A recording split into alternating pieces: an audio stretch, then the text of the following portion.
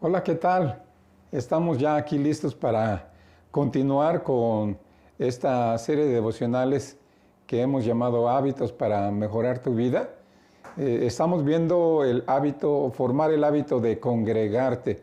Hablábamos de la importancia de la iglesia, el propósito de la iglesia y la importancia obviamente de congregarte. Si decíamos nos rodeamos de personas que nos hunden en nuestro ánimo, que no tienen cosas positivas, que pues están pensando en el pecado, que no piensan en Dios, pues así vamos a hacer. Pero por el otro lado, si buscamos a personas, no que sean perfectas, los cristianos no somos nada especial, lo único que nos une, por así decirlo, es nuestro deseo de buscar la voluntad de Dios, de saber qué es lo que Dios espera y tratar de animarnos mutuamente para vivir vidas que sean agradables delante de Dios y sean de testimonio a otras personas. Entonces, es muy importante formar este hábito de congregarte. Quizá tú ya lo tienes, pero también es necesario entender por qué congregarse. Y parte de lo que estamos viendo es eso, iniciar o continuar o fortalecer el hábito de congregarte y ver algunas ideas que nos da el apóstol Pablo, un pasaje que leímos la ocasión anterior, pero vamos a leer otra vez Efesios 4, del 11 al 16.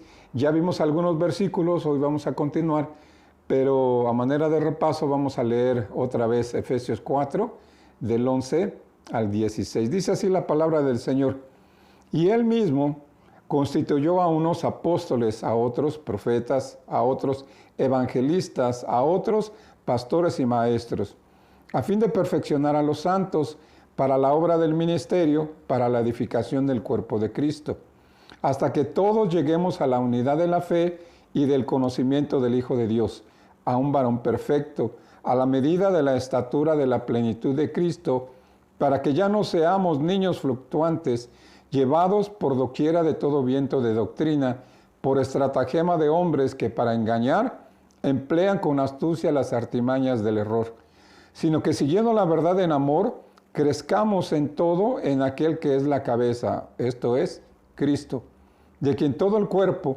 bien concertado y unido entre sí por todas las coyunturas que se ayudan mutuamente, según la actividad propia de cada miembro, recibe su crecimiento para ir edificándose en amor. Entonces aquí vemos, decíamos, la importancia de la iglesia, la importancia de congregarse y el propósito que es el congregarnos. Ya hablamos del liderazgo que Dios estableció para enseñar a los santos, para que todos juntos, el liderazgo y los santos, los creyentes maduros, si podemos usar esa expresión, los nuevos creyentes, crezcamos y todos sirvamos a la obra de Dios para edificar el cuerpo de Cristo que es la iglesia. No hay una jerarquía donde alguien es más importante que otro. La idea es que hay unos que enseñan, otros que aprenden, y luego esos que aprenden enseñan a otros para que así la iglesia siga multiplicándose, creciendo y siendo esa luz que Dios espera que seamos. Ahora, ¿por cuánto tiempo debe hacerse esto? Ya vimos, decíamos algunos versículos la semana o la ocasión anterior, y vamos a ver en el versículo 13, dice así el apóstol Pablo, esto es hasta que todos lleguemos a la unidad de la fe, del conocimiento del Hijo de Dios, a un varón perfecto, a la medida de la estatura de la plenitud de Cristo.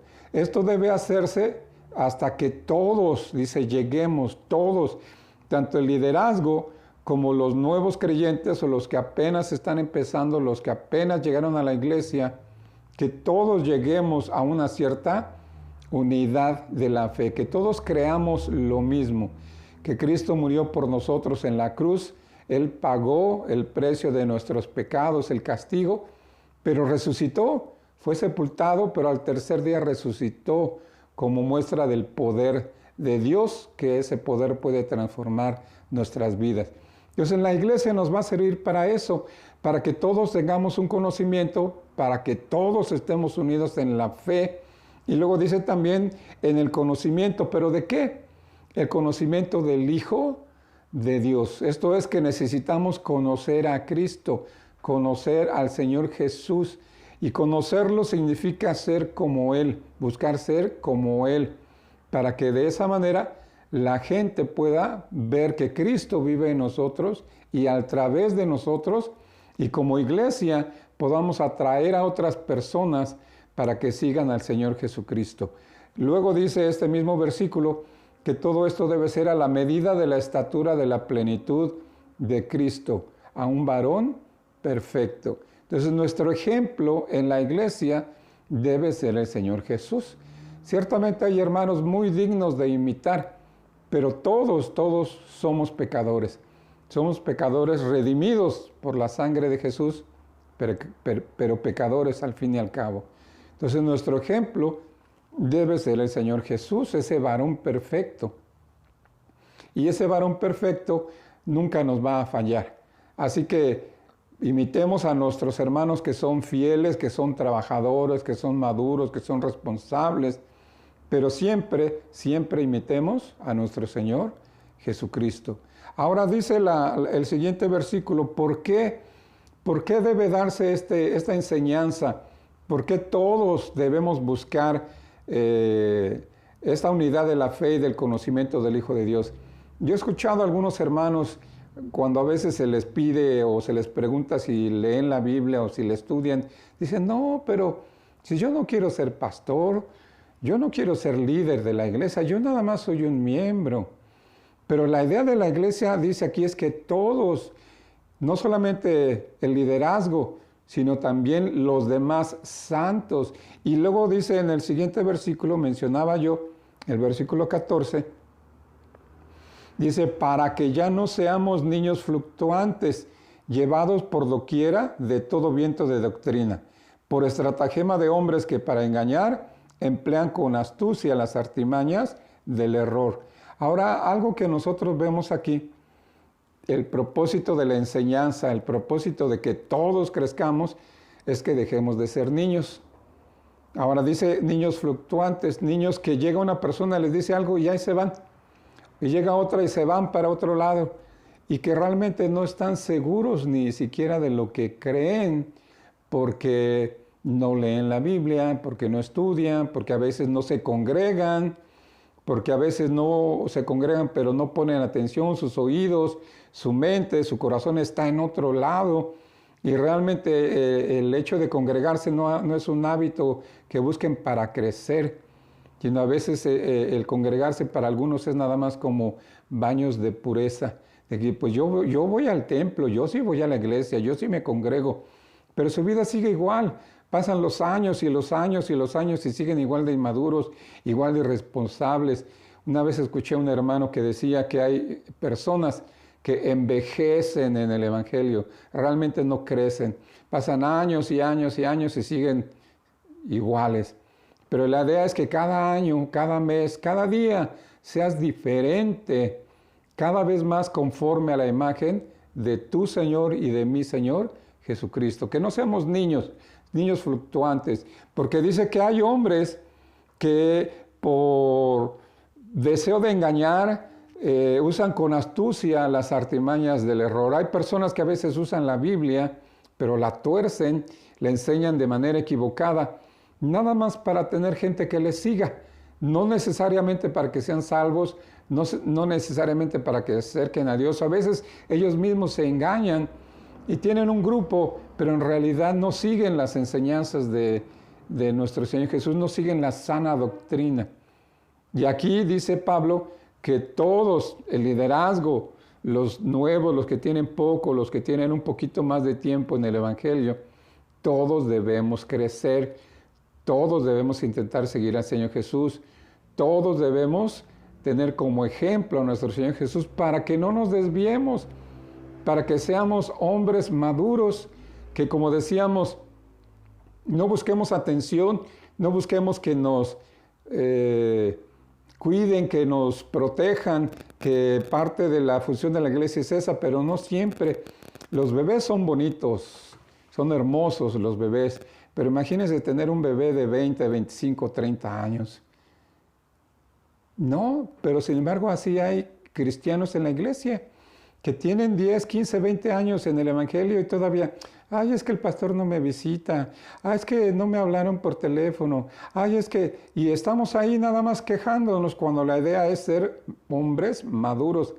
Ya no buscar lo mío, sino buscar llenar las necesidades de los demás. Que Dios me use para su obra, ¿verdad? Y luego continúa aquí el apóstol Pablo hablando del propósito de la iglesia y dice en el versículo 15, dice, sino que siguiendo la verdad en amor, o sea, no vamos a seguir a los hombres que enseñan falsa doctrina, sino dice, siguiendo la verdad, la sana doctrina en amor, crezcamos.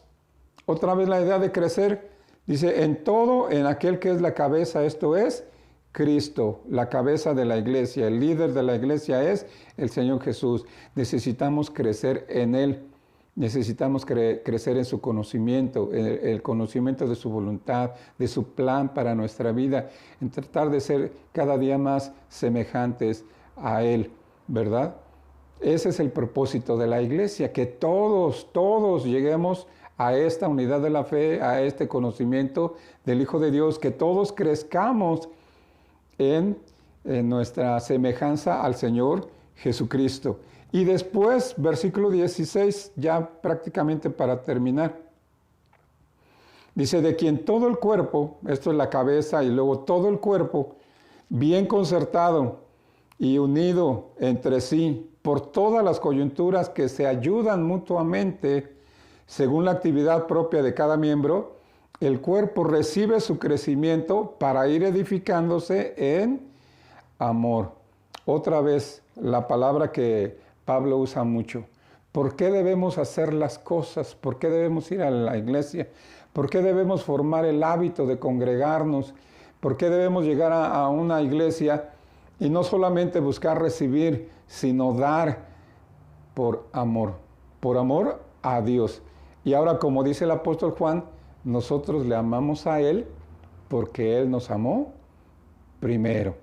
Y hay un pasaje de la Biblia donde el Señor dice que a quien se le ha sido perdonado más, tiene más amor. Esto es el que aprecia más el perdón que ha recibido de parte de Dios, es el que más va a amar a Dios. Pero la idea es aquí, Pablo usa la imagen del cuerpo, de los miembros y de las coyunturas. Y por ejemplo, pensando en una mano, ¿verdad? Desde los dedos ahí yo los muevo y yo los muevo ahora sí que como yo quiero, pero las coyunturas, ¿verdad? Donde se unen los dedos, donde se mueven los dedos, la muñeca, lo que es el codo, el hombro, en la cintura, lo que son las rodillas, todas las coyunturas hacen que el cuerpo funcione, pero dice que se ayudan mutuamente. Y hay otro pasaje donde dice el apóstol Pablo que no todos somos ojo, no todos somos oídos, no todos somos boca. La hermosura de Dios y de la obra de Dios es que hay diversidad de dones y hay diversidad de personas. Todos somos diferentes, gracias a Dios. Todos tenemos personalidades diferentes, pero Dios puede usar a cualquiera, solamente que ese cualquiera desee ser usado por Dios. Entonces, ¿por qué iniciar o por qué formar o fortalecer el hábito de congregarte? Porque ese es el deseo de Dios. Porque para eso formó Dios la iglesia, para tener un grupo de hombres y mujeres, como decíamos, nada especiales, nada particulares, nada que llame la atención. Lo que debe llamar la atención de ese grupo, de esa iglesia, es Jesucristo, no los miembros de la iglesia en sí. No hay alguien más importante, aunque haya algunos que se crean lo máximo. En las iglesias somos lo débil, somos lo necio que llamó Dios para avergonzar a los sabios y a los fuertes del mundo. No somos nada especial. El único que es especial en nuestras iglesias es el Señor Jesucristo. Entonces, volviendo a la pregunta, ¿por qué debemos formar el hábito de congregarnos? Porque es el deseo de Dios. Dice en su palabra, no dejando de congregarnos como algunos tienen por costumbre. Por el otro lado, ¿por qué congregarnos? Porque la iglesia es el instrumento que Dios quiere usar para dar a conocer el Evangelio de nuestro Señor Jesucristo, para dar a conocer las buenas nuevas de salvación. No hay otro medio, no hay otra manera. El Señor escogió a la iglesia. Ahora, al congregarte, debemos buscar llegar a una iglesia y no nada más estar ahí, sino llegar a esa iglesia y trabajar, participar, involucrarnos, crecer, aprender, madurar, para que de esa manera la iglesia se vaya extendiendo, para que de esa manera haya más gente que esté tratando de alcanzar a otras personas. Decíamos, ¿a cuántas personas puede alcanzar una persona? Podríamos decir a 10, ¿verdad? Pero luego, ¿quién las va a discipular? ¿A cuántas personas pueden alcanzar 2? ¿A cuántas personas pueden alcanzar 3? Ahora piensa en tu iglesia, ¿cuántas personas hay? ¿Cuántos miembros hay? Sería algo fabuloso, ¿verdad? Que todos los que asisten a tu iglesia, a nuestra iglesia, a mi iglesia, tuviéramos ese deseo de no solamente estar ahí y recibir, sino estuviéramos en una iglesia para dar, para buscar crecer, para buscar madurar, para buscar ser influencia a los demás. Decíamos que hay personas que nos pueden influenciar, pero también nosotros podemos ser de influencia para otras personas. Que Dios nos bendiga, que Dios nos ayude. Vivimos tiempos en que las iglesias debemos ser instrumentos de influencia en nuestro mundo. Y pareciera ser que en este momento el mundo está influenciando más a nuestras iglesias. Necesitamos predicar la verdad, que es que el Señor Jesucristo murió por nuestros pecados conforme a las Escrituras, que fue sepultado, pero que conforme a las Escrituras resucitó al tercer día. Y a causa de ese sacrificio de nuestro Señor Jesús es que somos salvos y debemos anunciar esa salvación a aquellos que no le conocen.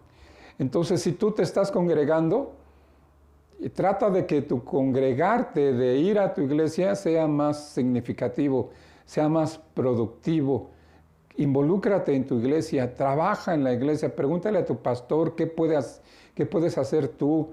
Ve si hay áreas de servicio, quizá haya falta maestros para niños, para jóvenes, para adultos.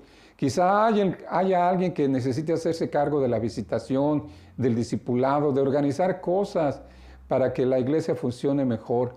Entonces, hermano, si tú ya tienes ese hábito, gloria sea su nombre. Pero si tú por alguna razón no tienes el hábito de congregarte, la palabra de Dios te exhorta a que lo hagas. Es la manera que Dios pensó para que sea de mayor beneficio para ti y para que tú seas de bendición a otras personas. Así que, hermano, congrégate, trabaja en tu iglesia, sé ejemplo de tu iglesia, sé de bendición para otros. Dios bendiga su palabra y produzca fruto en nuestros corazones. Dios les bendiga, hermanos. Nos vemos en el próximo mensaje.